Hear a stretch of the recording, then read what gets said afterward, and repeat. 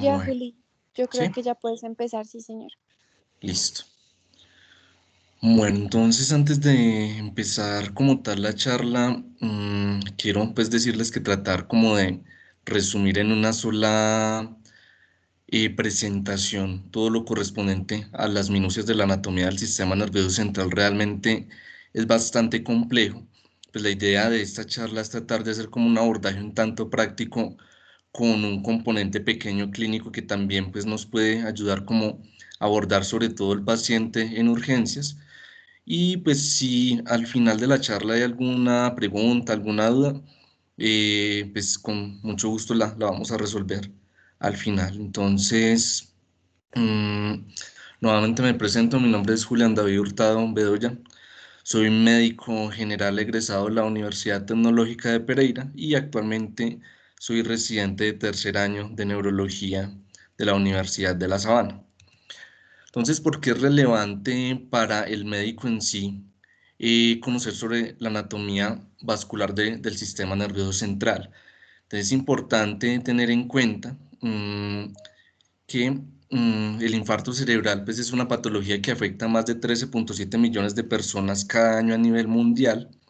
Vamos a ver que cerca del 87% de los síndromes neurovasculares agudos, es decir, sean un origen isquémico o hemorrágico, pues en su mayor proporción va a corresponder al tipo isquémico y pues sabemos que esta patología cuando llega oportunamente en las primeras 4,5 horas, pues se puede beneficiar de una terapia aguda trombolítica.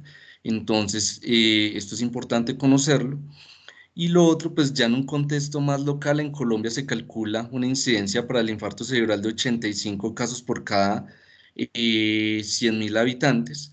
Vemos que estos son datos aproximadamente del año 2017, que se publicaron, en este caso en Lancet en el 2019, eh, pues en una publicación enfocada sobre patologías neurológicas. Si queremos de pronto magnificar o aplicar un poco más el contexto de qué es lo que significa en este caso el infarto cerebral, pues aquí vemos nuevamente en esta publicación también de Lancet del 2017, que todas las patologías neurológicas que puedan cargar algún grado de discapacidad, pues encontramos aquí en este color morado, un tanto más oscuro, que casi el 50% corresponde a lo que es infarto cerebral. Entonces miren que realmente pues es importante conocer o tener una idea sobre lo que es la anatomía vascular del sistema nervioso central y pues a grosso modo también qué clínica nos puede generar los diferentes territorios vasculares.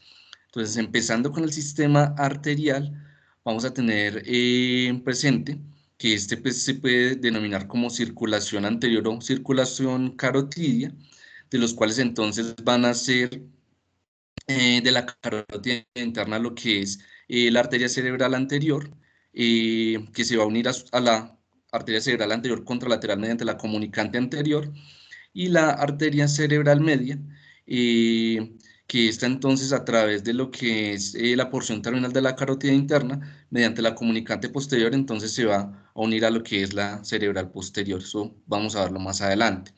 Entonces aquí vemos en esta gráfica al lado derecho, vemos que pues, el origen en este caso arterial nace a partir de lo que es el callado aórtico. El callado aórtico, entonces vemos que de las arterias subclavias van a nacer las arterias vertebrales, que estas vamos a verlas también en el componente de la circulación posterior, y de la carótida común entonces se va a desprender lo que es la carótida interna, la carótida externa. Vamos a ver entonces que esta arteria carótida interna, por motivos en este caso no solamente clínico-patológicos, sino también angiográficos, se va a dividir en 7 porciones. Esto es importante conocerlo, puesto que la mayoría, en este caso de patologías, sobre todo de tipo ateroscleróticas, se van a ubicar a nivel de la bifurcación, es decir, donde se divide la arteria carótida externa y la carótida interna, y sobre todo en el primer segmento. Entonces, estos 7 segmentos se van a denominar el primero como una porción cervical, el segundo como una porción, en este caso petrosa, puesto que atraviesa en este caso la porción petrosa del hueso temporal. La tercera porción se conoce como lacerum, la cuarta en este caso como cavernosa, clinoidea cavernosa, oftálmica y finalmente la arteria comunicante. Entonces vamos a ver que la porción oftálmica, como su nombre lo dice, van a ser lo que es la arteria, en este caso central de la retina, que vamos a verla en una gráfica más adelante. Y la porción comunicante, entonces se va a dividir principalmente la arteria cerebral media, la arteria cerebral anterior, la arteria coroidea anterior y la comunicante posterior. Aquí vemos entonces una representación en distinta gama de colores, una ilustración en este caso angiográfica donde se pueden observar las diferentes porciones, en este caso de la arteria carótida interna. Como les mencionaba, la primera porción sobre todo va a ser bastante relevante en la práctica clínica diaria, porque la estenosis carotidia, en este caso, pues va a ser el principal factor de riesgo para CV en pacientes por encima de los 65 años. Entonces vemos que el principal punto de estenosis va a ser esta primera porción C1 o porción cervical, o también a nivel, en este caso, de la bifurcación. Generalmente, este tipo de pacientes pueden presentar una clínica muy similar al paciente que tiene compromiso de la arteria cerebral media, es decir, puede presentarse con disartria, puede presentarse con una hemiparesia facio-brachiocrural, pero adicionalmente a eso, uno de los factores distintivos, o como el signo clínico distintivo, es que pueden adicionalmente debutar con lo que es amaurosis fugas o ceguera monocular. Recordar que la amaurosis fugas es una pérdida transitoria, en este caso, de la agudeza visual, que pues se va a explicar en este contexto porque hay una interrupción en este caso del flujo de la arteria oftálmica que vemos que nace de la porción C6 de la carótida interna. Desde pronto, como uno de los tips también a tener en cuenta, factor diferencial en este caso entre una clínica de arteria cerebral media y una estenosis carotidia o también una disección carotidia, va a ser en este caso la amaurosis fugaz o la ceguera, en este caso monocular.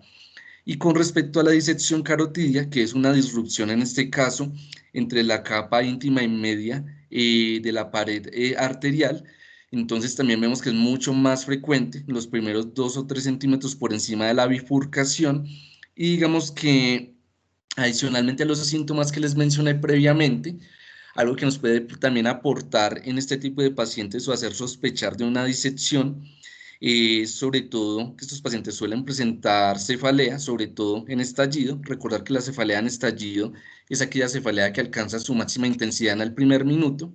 Y adicionalmente a eso podemos encontrar en estos pacientes carotidinia o dolor, en este caso en el trayecto de la arteria carótida interna, o dolor cervical también referido, sería como otra clave también, en este caso clínica, para sospechar un compromiso, en este caso de la arteria carótida interna. Aquí vemos en este otro gráfico cómo nace entonces a partir de la porción C6 lo que es la arteria oftálmica.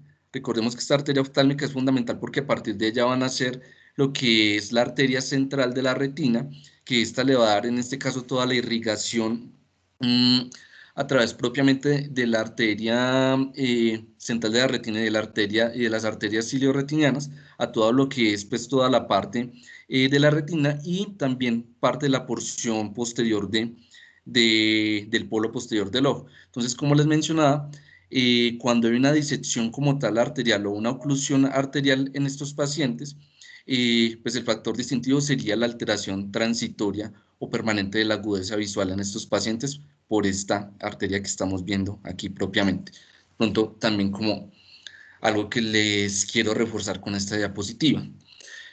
Aquí vemos en las gráficas del lado derecho, son dos tomografías. Pues la primera es un angiotac de vasos de cuello.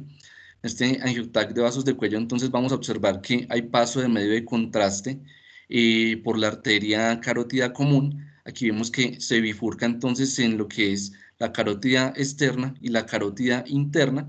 Y a nivel de la carótida interna, entonces, como lo mencionamos en las diapositivas previas, se observa que hay una disminución del paso de contraste, una disminución como tal de la luz por una placa en este caso, eh, aterosclerótica que está ocluyendo el flujo como tal en este paciente y que, como vemos, suelen instaurarse o ubicarse de forma más común en la porción C1 cervical que habíamos visto en la división como tal de la arteria.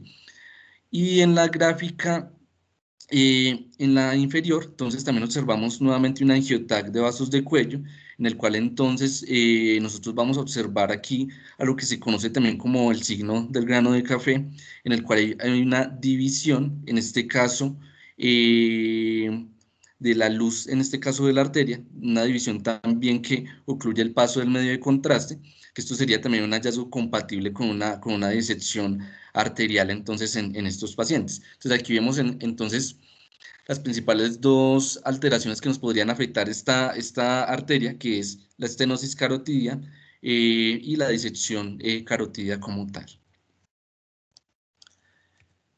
Bueno. Recordar entonces también que de la porción C7, que es la comunicante, van a ser lo que es la arteria coroidea anterior. Esta arteria coroidea anterior, vamos a verlo también un poco más adelante, pero principalmente se encarga de irrigar lo que es parte pues, del brazo posterior de la cápsula interna.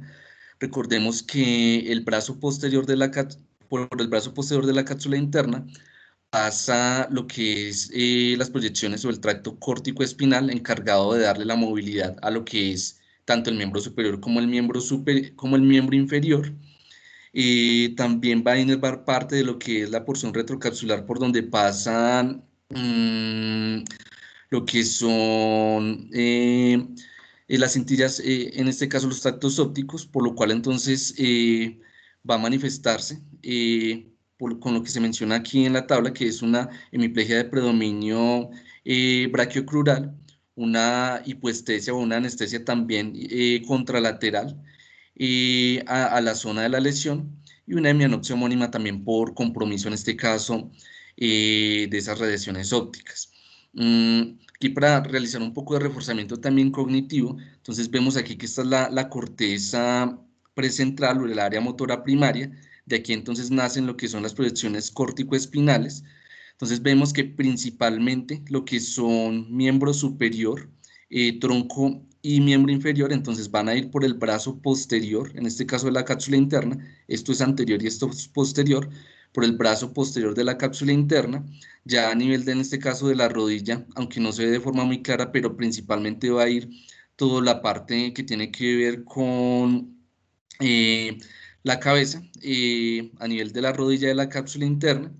Y si ustedes observan también aquí en proximidad a esta cápsula interna, vamos a encontrar también lo que es pues, el tálamo, la cabeza del núcleo caudado, y los núcleos de la base pues, conformados principalmente por el pálido y el putamen, por lo cual entonces generalmente cuando hay compromiso de este brazo posterior de la cápsula interna, muchas veces también por edema o por inflamación local, puede haber compresión o alteración también a nivel de lo que es el tálamo y puede generar en este caso no solamente el déficit motor, sino también el déficit sensitivo que pues en parte nos podría generar una oclusión exclusiva de la arteria coroidea anterior y que nos podría simular en este caso una clínica por una oclusión de la arteria cerebral media. Sin embargo, el factor en este caso distintivo es que cuando nosotros vamos a valorar en este caso las neuroimágenes, en este caso estamos observando una resonancia cerebral en una secuencia pues FLAIR, en el cual entonces vemos que hay una lesión, en este caso hiperintensa, en la zona, en este caso correspondiente a lo que sería el brazo posterior de la cápsula interna. Si comparamos esto con la gráfica anterior, pues vemos que es el brazo posterior de la cápsula interna, esta es la rodilla, este es el brazo anterior, esta es la cabeza del núcleo caudado, aquí está el globus pálido y el putamen, y aquí está el tálamo. Entonces vemos que cuando hay una lesión así, en este caso bastante lineal, nosotros podríamos sospechar que que se trate más de un compromiso de la arteria coroidea anterior más que de un compromiso de la arteria cerebral media. Entonces, de pronto como el factor distintivo en las neuroimágenes como para diferenciar entre esos dos territorios arteriales porque clínicamente pueden tener manifestaciones muy similares. Aquí nuevamente, pues esta gráfica es para que observemos un poco todo el recorrido que hemos analizado hasta ahora. Entonces vemos aquí, en este caso, la carótida común. Aquí aprovechamos también para mirar un poco la arteria vertebral. Pues recordemos que de la arteria carótida común entonces se van a hacer la carótida, en este caso externa, y la carótida interna. Y de la carótida interna entonces sabemos aquí que se va a bifurcar hacia lo que es la arteria cerebral anterior, la arteria cerebral media, la comunicante posterior, y recordemos que de la porción C6 también van a hacer lo que es la arteria oftálmica. Eso es de pronto un recuento para que tratemos de hacerlo como visual hasta donde hemos llegado hasta el momento. Continuando con la arteria cerebral anterior, entonces sabemos que nace a partir de la bifurcación de la arteria carótida interna. Esta arteria cerebral anterior va a tener tres porciones. Entonces, la primera es la porción proximal, que a veces también se puede conocer como la porción precomunicante. Vemos que en la mayoría de las ocasiones de esta porción proximal pueden hacer otra arteria que vamos a ver más adelante que se llama la arteria recurrente de Heuner. Y en algunos otros casos pueden hacer de la comunicante, en este caso anterior, puede presentar como esas dos variaciones. Entonces, ese primer segmento pues lo denominamos como proximal. El segundo segmento se denomina como ascendente. Este segundo segmento va a ir más o menos hasta lo que es la rodilla pues, del giro, pues, perdón, la rodilla del cíngulo. Y a partir de ahí vamos a encontrar la tercera porción, que es la porción horizontal. Algunos autores también dividen esta tercera porción en una porción A4 y A5, que serían las pericallosas y la callosa marginal, que vamos a verlas entonces en este corte longitudinal. Entonces ustedes ven aquí, vamos a encontrar entonces la porción A1 en este punto, que es esa porción proximal. Luego de aquí estaría entonces la comunicante anterior, y a partir de aquí encontramos el segmento ascendente y el segmento horizontal, y pues vemos que de aquí nace lo que es la callosa marginal y la pericallosa, que pues como podemos observar va prácticamente a darle irrigación a lo que es el cuerpo calloso, a lo que es el giro del cíngulo y toda la porción, en este caso más medial, de lo que es la corteza frontal y parte también de la corteza parietal. Mm, Esto ya es de pronto hablando un poco de minucias, y es las diferentes ramas. En este caso de la arteria cerebral anterior, pues únicamente es importante que conozcan que pues puede las ramas más corticales dividirse en estas 8 ramas, que más o menos entonces van a irrigar más o menos hacia lo que es el surco pareto-occipital, obviamente pues en la región medial, como lo hemos visualizado en esta imagen, que nos permite observar pues lo que está en color rojo sería lo correspondiente a la irrigación de la arteria cerebral anterior. Vemos que prácticamente es lo correspondiente a todo lo de la línea media, y pues aquí vemos en este corte axial que pues no solamente irriga toda esta parte de la línea media, sino también parte de eh, lo que es la cabeza pues, del núcleo caudado, el brazo anterior de la cápsula interna y también parte de la rodilla de la cápsula interna. Pues de pronto para que nos vayamos dando una idea de cuál es el territorio arterial de esta arteria. Entonces, hablando un poco de manifestaciones clínicas, pues, si recordamos de pronto un poco el homúnculo motor, sabemos entonces que en la porción, en este caso más medial, es hacia acá, pues va a estar representada toda la parte de lo que es los miembros inferiores, y mientras más lateral nos vamos, entonces vamos a encontrar el tronco, encontrar la cabeza, y vamos a encontrar toda la parte fonatoria. Entonces esto nos va a explicar por qué un de la arteria cerebral anterior nos va a dar una habilidad crural después de la pierna. En ocasiones, aunque no es lo más común, suele asociarse también una hipoestesia de predominio crural, una incontinencia también urinaria o fecal por sopes de la región. En este caso es izquierda o derecha, cuerpo calloso, sino también el cíngulo, que el cíngulo pues, es aquella estructura pues, encargada sobre todo en parte, pues de una parte volitiva. Entonces puede manifestarse, si es una lesión izquierda, principalmente por abulia, por un mutismo aquinético. También recordemos que el lenguaje entonces puede manifestarse con una afasia transcortical motora. Y si las lesiones son derechas, principalmente por compromiso, en este caso, de la corteza parietal en su porción más medial, puede generarse también una negligencia o una heminegligencia izquierda. Y también algo muy distintivo, sobre todo de las lesiones derechas, no solamente por compromiso de la arteria cerebral anterior, sino de la cerebral media, estos pacientes pueden presentarse también con delirium. Entonces, es un paciente que podemos encontrar sobre todo con delirium hiperactivo, es decir, el paciente que está agitado, que está inquieto, que tiene inversión en los patrones de sueño. Esto es una manifestación característica sobre todo de las lesiones de tipo derecho. De pronto también como otros tips para que tengan presente de cómo sospechar un compromiso de la arteria cerebral anterior.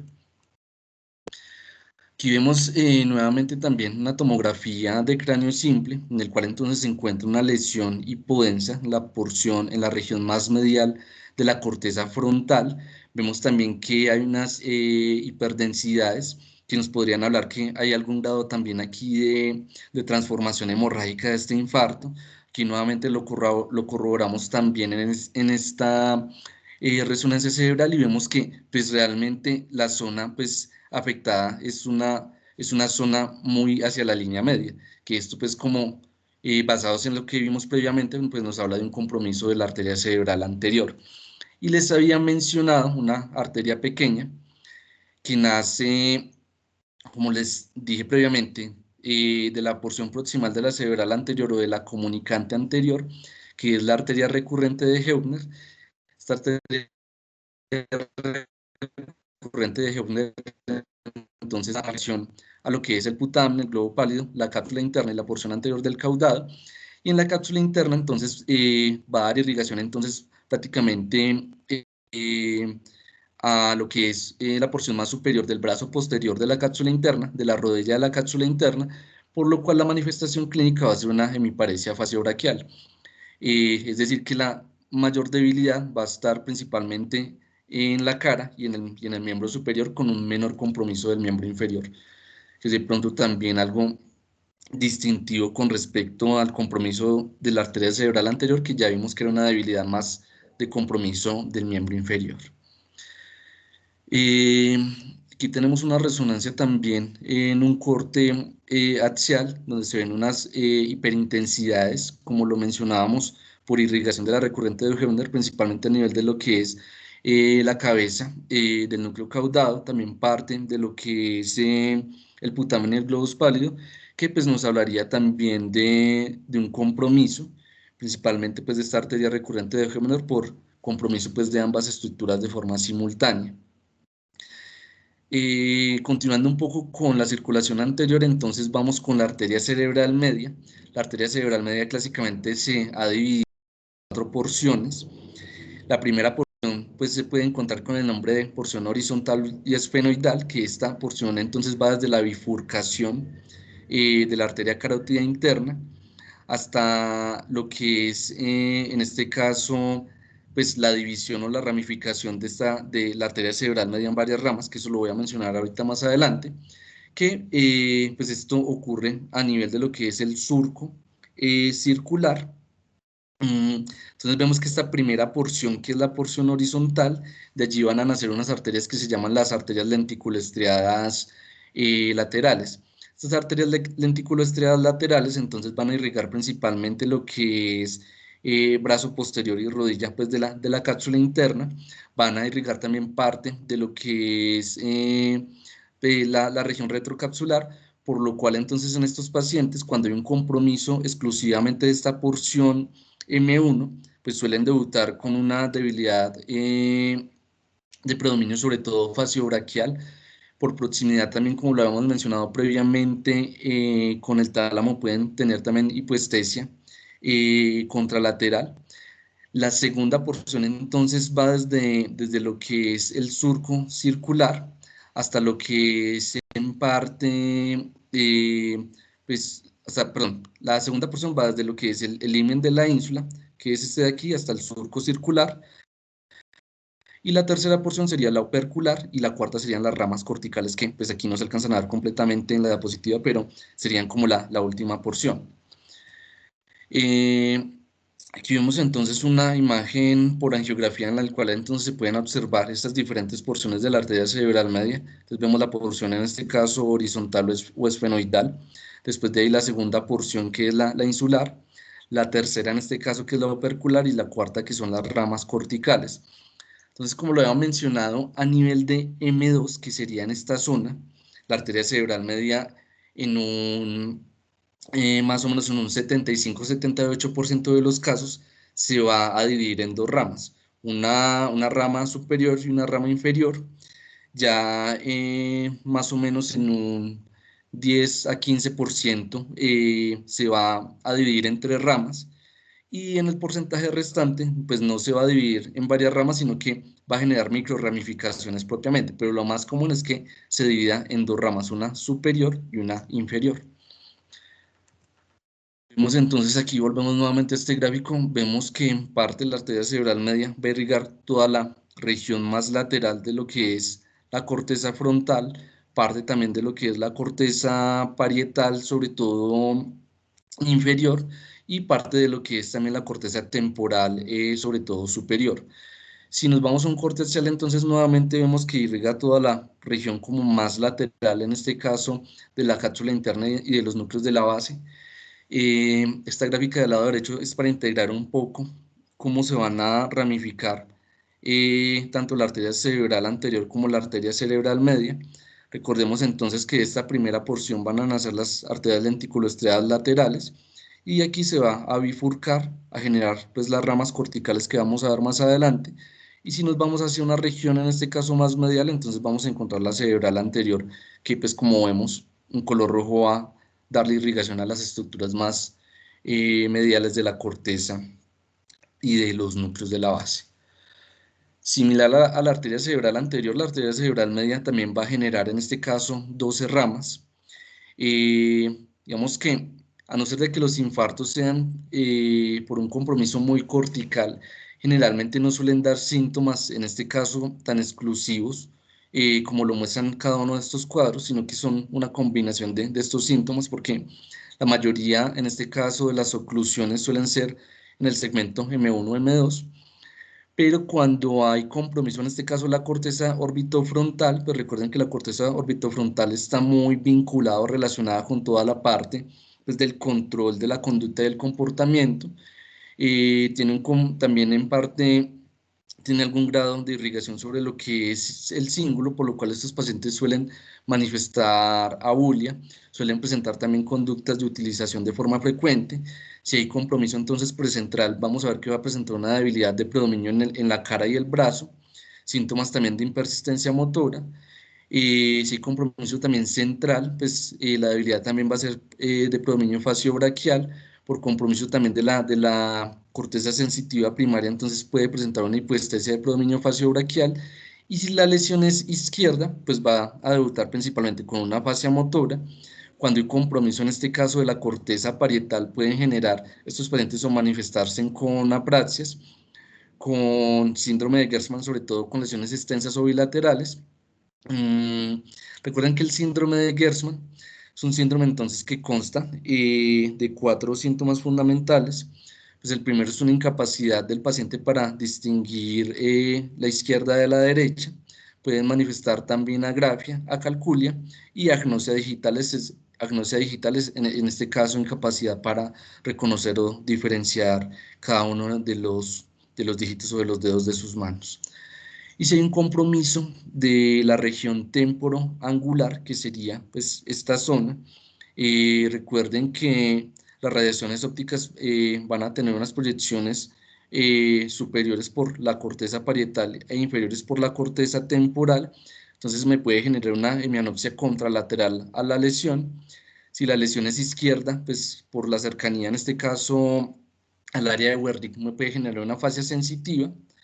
Si la lesión es izquierda, y si la lesión es derecha me puede generar negligencia también en este caso del lado contralateral, pues a la lesión para tenerlo también presente con lesiones derechas, o sea, una heminegligencia del lado izquierdo.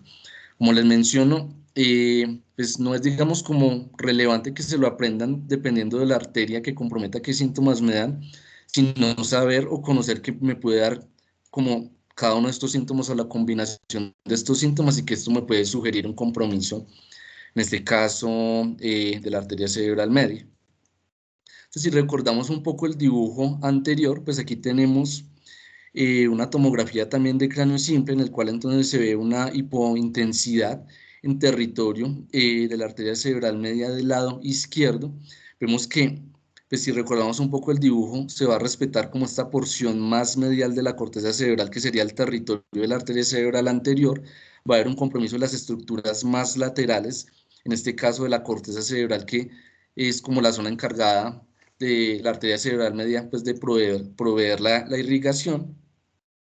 Y cuando vemos sobre todo lesiones tan extensas, esto nos sugiere que la oclusión, en este caso del vaso, se haya realizado en una zona más proximal, es decir, en una porción, en este caso M1, que va a impedir entonces que llegue el flujo no solamente a estas estructuras más mediales, sino también a las más laterales. Entonces, cuando vean infartos así tan extensos, piensen que sea más un compromiso de la primera porción de la arteria cerebral media. Aquí vemos también en otro corto axial en una resonancia cerebral, que hay una restricción en el territorio también compatible pues, con la arteria cerebral media. Entonces, esto es más o menos para que visualicemos un poco cómo se verían en las neuroimágenes las oclusiones de la arteria cerebral media. Y finalmente, con respecto a lo que es la circulación posterior, que también la podemos encontrar como la circulación vértebro-basilar, entonces vamos a ver que inicia a partir de lo que son las arterias vertebrales, de la unión de las arterias vertebrales, entonces van a ser la arteria basilar, y de la arteria basilar entonces va a nacer lo que es la arteria cerebral posterior. Esto es como una división no clasifica, una división digamos muy a grosso modo, porque de cada una de estas arterias también van a nacer otras arterias adicionales, pero pues es más o menos para que nos generemos un esquema general. Entonces, aquí encontramos, ya habíamos mencionado a la arteria vertebral, hemos mencionado que las arterias vertebrales van a nacer a partir de las arterias subclavias. Esta arteria vertebral entonces va a tener cuatro porciones, una porción en este caso extraósea, que esta porción extraósea entonces va a ir desde lo que es, desde su origen a nivel de la arteria subclavia, se va a ingresar a nivel de lo que es la región, en este caso el foramen transverso de la vértebra C6. De ahí la segunda porción entonces que se conoce como foraminal va a ir entonces por el foramen transverso de C6 más o menos hasta el foramen transverso de C1, que esa sería la segunda porción. Y la tercera porción pues va a ir desde lo que es el foramen transverso de C1 hacia ya la base del cráneo, en el cual entonces va a entrar pues a la región intracraneal, que esto sería entonces el segmento extraespinal, y la que está por dentro del cráneo se conoce como la porción, en este caso intradural. Aquí hemos representado también mediante una angioresonancia pues con tiempo de construcción, en este caso de esta circulación vértebro-basilar. Entonces vemos aquí la correspondería principalmente a lo que son las dos arterias vertebrales. De las dos arterias vertebrales, cuando se unen van a formar la arteria basilar, pero antes de formar la arteria basilar entonces van a dar origen a lo que nosotros conocemos como la pica, o la arteria cerebelosa posterior inferior. De la porción más medial entonces va de la arteria basilar, entonces van a ser lo que es la AICA, o la arteria cerebelosa anteroinferior.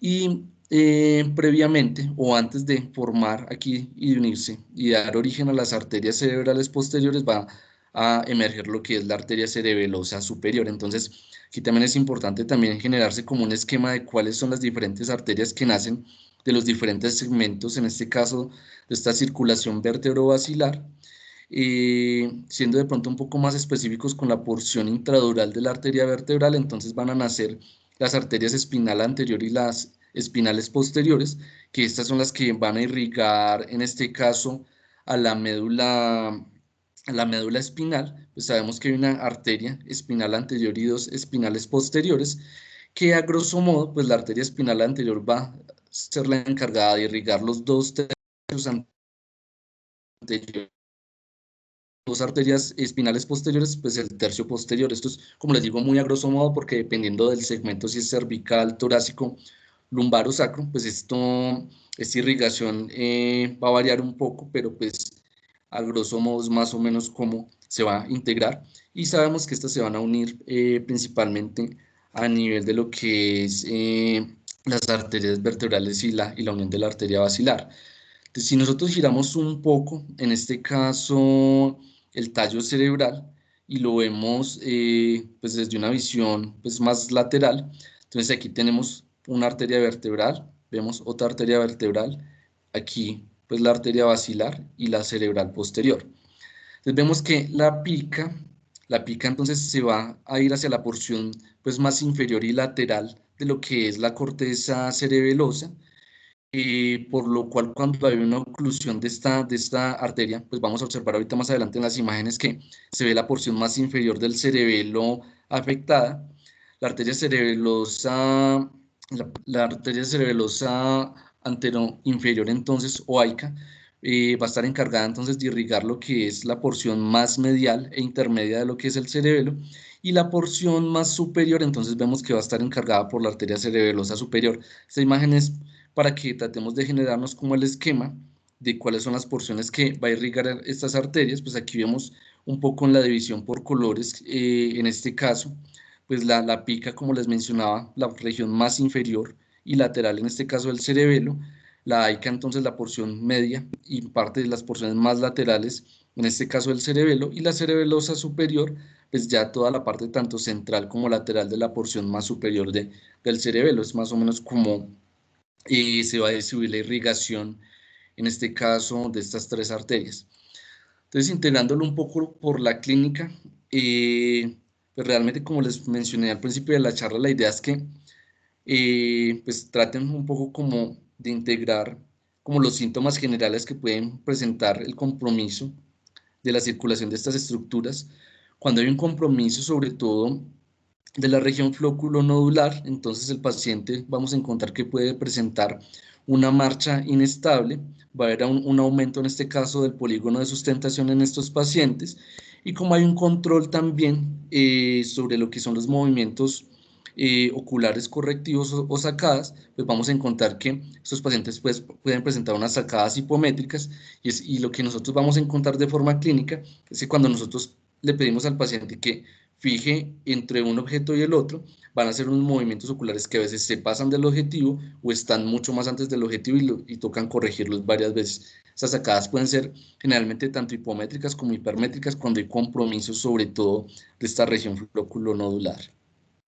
Cuando hay un compromiso del vermis cerebeloso, entonces lo más frecuente es que haya pues bueno, aparte de la marcha inestable de base amplia, lo que vamos a encontrar es que esos pacientes pueden presentar ataxia o dismetría de predominio troncular, es decir, que el paciente va a presentar como una especie de movimientos, o se va a tambalear únicamente a nivel del tronco, pero cuando nosotros vamos a hacerle la prueba de dedo nariz no vamos a encontrar alteraciones.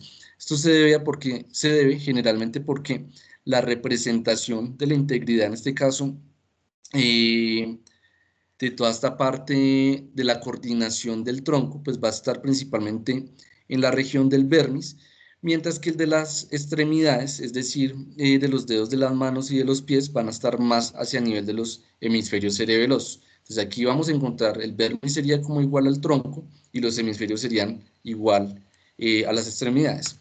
Por lo cual, entonces, cuando tengamos un compromiso de los hemisferios cerebelosos, pues vamos a encontrar que este paciente generalmente va a presentar una dismetría apendicular hace relación pues, a las manos y los pies, y suelen presentar también una disartria que se conoce como disartria cerebelosa. En algunos textos la pueden encontrar también como una disartria eh, escándida, que digamos que más o menos el homólogo o el ejemplo para que lo entiendan es más o menos como oír hablar a un borracho. Ese es el tipo de disartria que suele presentar el paciente con lesiones cerebelosas, de pronto también para que lo tengan un poco como una forma de recordar cómo es la disartria de estos pacientes. Y aquí vemos en las neuroimágenes, recordando un poco cómo se distribuye esa irrigación. Entonces, aquí tenemos pues 3 tomografías de cráneo simple. Esto es un corte mucho más caudal cercano a la base del cerebro, en el cual entonces vemos que la porción más inferior, tanto medial como lateral, presenta una hipodensidad que es compatible con un infarto, en este caso de la pica.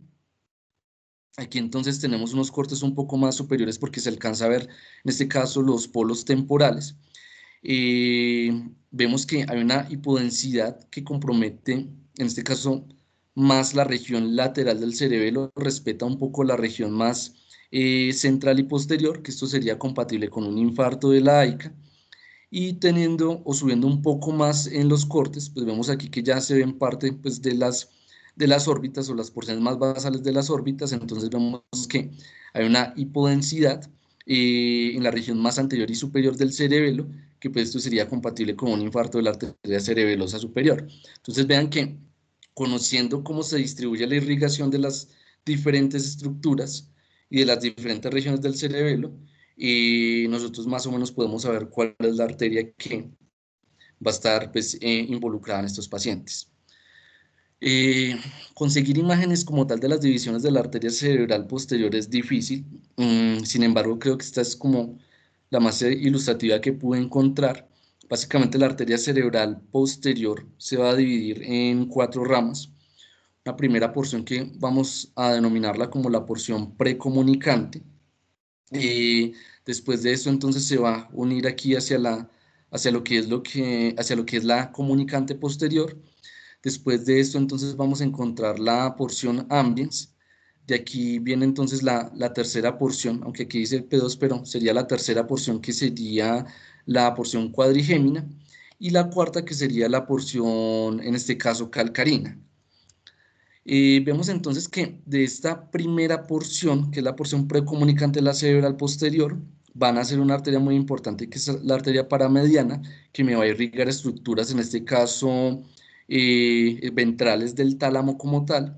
De la arteria comunicante posterior van a ser entonces la arteria polar, que me va a irrigar estructuras tanto anteriores como ventrales del tálamo. Y de la porción, en este caso, de la segunda porción de la arteria cerebral posterior, eh, van a ser entonces lo que son las arterias coroideas posteromedial y posterolateral, que van a irrigar como las porciones más dorsales y laterales del tálamo. El tálamo, de pronto, si nosotros lo vamos a definir desde un punto de vista anatómico y fisiológico, es como si fuera un cerebro en miniatura y realmente nos puede dar pues, cualquier tipo de clínica. De pronto, un poco, pues a grosso modo, con las lesiones derechas, pues las lesiones talámicas suelen acompañarse pues de alteraciones, en este caso de la memoria, sobre todo visual. Suelen presentar también negligencias espaciales, un síndrome amnésico, sobre todo cuando hay un compromiso de los núcleos ventrales y anteriores, y pueden generar también prosopagnosia, que es la incapacidad para reconocer, en este caso, rostros conocidos, sobre todo cuando hay compromiso de lo que es el pulvinar. Y con las lesiones izquierdas, entonces puede presentar estos pacientes alteración de la memoria reciente, desorientación temporal, incapacidad también para adquirir nuevos conocimientos. Pueden presentar también algo que pueden encontrar en los textos como una afasia talámica, que esta afasia talámica va a estar dada principalmente porque el paciente puede presentar anomia, una disminución en este caso en la fluidez del lenguaje, y puede presentar también parafasias semánticas. Entonces, parafasias semánticas es que el paciente, cuando nosotros lo ponemos a nominar, va a sustituir una palabra de un objeto por otra, pues muy parecida. Es decir, si nosotros estamos hablando de un comedor y le señalamos la silla, entonces puede que en vez de decirme silla me diga comedor, o en vez de decirme silla me diga cuchara, me diga tenedor, me diga cuchillo, como cosas muy relacionadas con el concepto. Pues a eso hace referencia el término de las parafasias semánticas, y que son muy características sobre todo de infartos talámicos izquierdos. Vemos también que la cerebral posterior tiene otras ramas, aparte pues,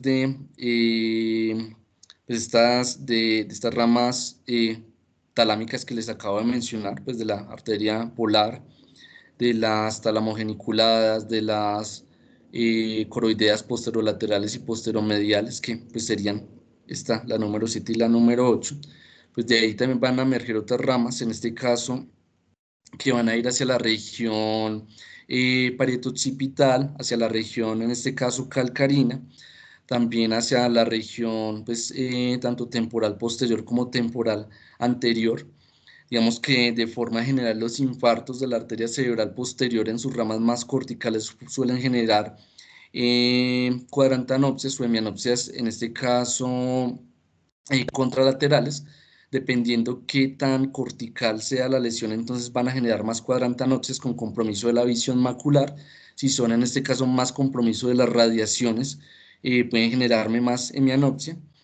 Y lo otro es que cuando hay lesiones bilaterales de estas ramas corticales de la arteria cerebral posterior, pueden generarme también aparte pues de una ceguera bilateral, pueden generarme lo que se conoce como un síndrome de Anton. Entonces el síndrome de Anton son aquellos pacientes que tienen cegueras corticales, pero que generan una especie de negligencia con respecto a su incapacidad para ver. Entonces son pacientes que van a confabular y van a referir que tienen una visión íntegra cuando realmente no ven nada. Entonces esto generalmente se va a producir con lesiones eh, en la corteza occipital de forma bilateral. Entonces aquí vemos un poco también cuando hay infartos de la cerebral posterior, pues a diferencia de los infartos de la cerebral media que me van a comprometer toda esta zona, pues van a comprometer la región más posterior y más medial de la corteza, en este caso occipital. Esto también lo hemos representado aquí en este corte axial de esta resonancia cerebral, que pues son lesiones muy mediales, sobre todo del cuadrante posterior o de la corteza, en este caso occipital. Entonces vemos que esta zona es muy compatible con infartos de la cerebral posterior, esta zona muy compatible pues con infartos de la cerebral media y esta región con infartos de la cerebral anterior. Y ya pues un componente pequeño, pues también recordar que en la anatomía vascular no solamente están las arterias, sino también las venas. El sistema, en este caso venoso, suele ser, pues, dividirse en un sistema superficial y profundo. Vemos entonces que pues, va a haber un seno sagital superior. De este seno sagital superior se suelen generar unas anastomosis que se van a comunicar con el seno transverso, que es en este caso el seno anastomótico detrolar, como lo vemos aquí, que comunica tanto el seno sagital superior como el seno transverso, dándole paso a lo que es el sistema profundo. Entonces vamos a encontrar el seno recto. Del seno recto entonces va a emerger lo que es el seno sagital inferior, que de forma paralela va a discurrir pues, de forma paralela al seno sagital superior. Vamos a encontrar también lo que es las venas basales de Rosenthal. De estas venas basales de Rosenthal entonces también se van a integrar estos plexos profundos, y el seno transverso va a dar lugar entonces a lo que es el seno cavernoso, la porción anterior y posterior del seno intercavernoso y la vena oftálmica. Vemos entonces que esta es una división muy a grosso modo de este sistema venoso, que se va a encargar principalmente de captar en este caso parte pues de la sangre que ya está desoxigenada, parte también de lo que es el líquido cefalorraquídeo, recogiéndolo pues a partir de las granulaciones aracnoideas. Entonces es importante también tenerlo en cuenta. Y también otra cosa a tener en cuenta es que cuando hay trombosis o hay oclusiones del sistema venoso, esto también me puede generar infartos venosos. O sea, no solamente las arterias producen, la oclusión de las arterias producen infartos, sino también las oclusiones de las venas producen infartos.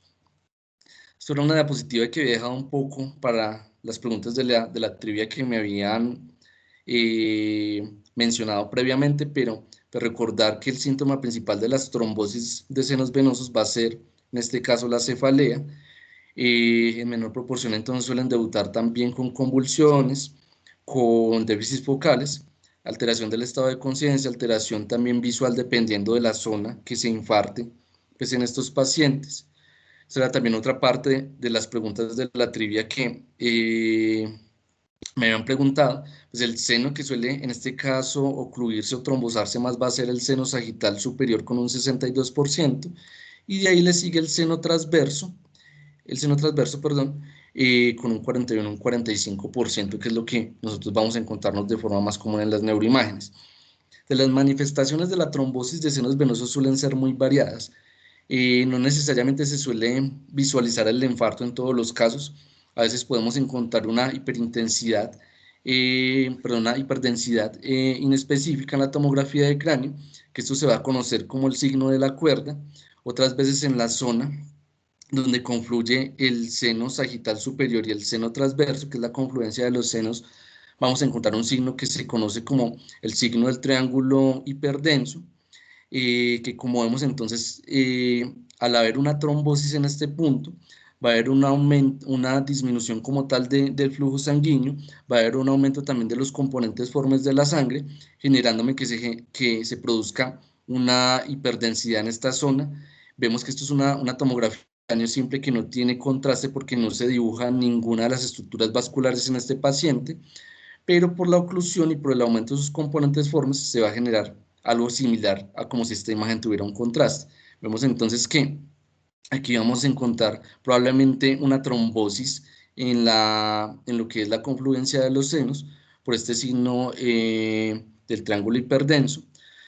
Si vamos a evaluar de pronto también otros signos usando AngioTag de vasos intracraneales, recordar que el AngioTag de vasos intracraneales usa pues, una mayor concentración de medio de contraste, entonces podemos encontrar un defecto de llenado. En este caso, aquí se encuentra una porción mucho más basal entre lo que es la vena yugular interna del lado derecho, en su transición con el seno sigmoideo, y vamos a encontrar también otro signo que se llama el signo del delta vacío, que es una ausencia del paso del medio de contraste por presencia del trombo. Entonces vemos que aquí se dibuja muy bien el paso del medio de contraste en esta zona, pero aquí hay una zona en la cual no pasa el medio de contraste por la presencia del trombo, y que eso se conoce como un signo de delta vacío.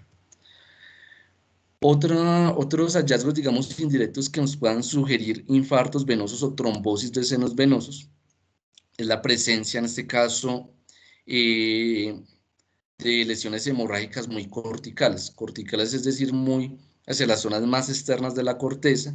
Generalmente estas hemorragias suelen no tener un patrón vascular definido, suelen ser un poco fragmentadas como en pedacitos, como vemos aquí, hay un pedazo de la hemorragia acá, otro pedazo de la hemorragia acá, otro pedazo acá. Eso es muy característico sobre todo de los infartos por trombosis venosas, que son lesiones en este caso entonces muy corticales, que suelen presentar transformación hemorrágica, y que la hemorragia no se observa como una sola lesión, sino que suelen ser múltiples lesiones. Recordar que la sangre en la tomografía de cráneo suele verse de color blanco o hiperdensa.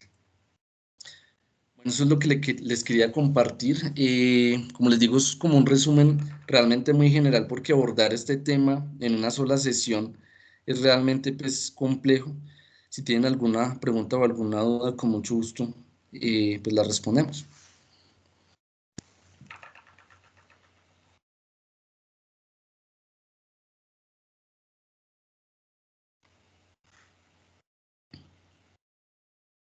Willy, muchísimas gracias por la charla. Estuvo muy interesante. No sé si alguien tiene alguna pregunta o quiere aportar algo. Nuevamente, muchísimas gracias por aceptar nuestra invitación y por estar y darnos una charla tan buena como la diste. Bueno, con mucho gusto. No, pues si tienen alguna pregunta, si no, también en lo que les pueda yo, pues como colaborar con temas adicionales que quieran revisar, pues sacamos el espacio también, con mucho gusto. Pues la idea es Claro como que hacer un sí. acercamiento que sea, pues como ameno para todos, porque a veces la neurología es un poco densa, pero bueno, en lo que les Claro pueda que sí, Willy. ayudar, con mucho gusto. Muchísimas gracias. Espero que a todos les haya gustado mucho. Y creo que no hay preguntas, entonces pues creo que ya podemos dar por terminada la sesión. Willy, Bueno, muchísimas gracias, hasta luego. bueno.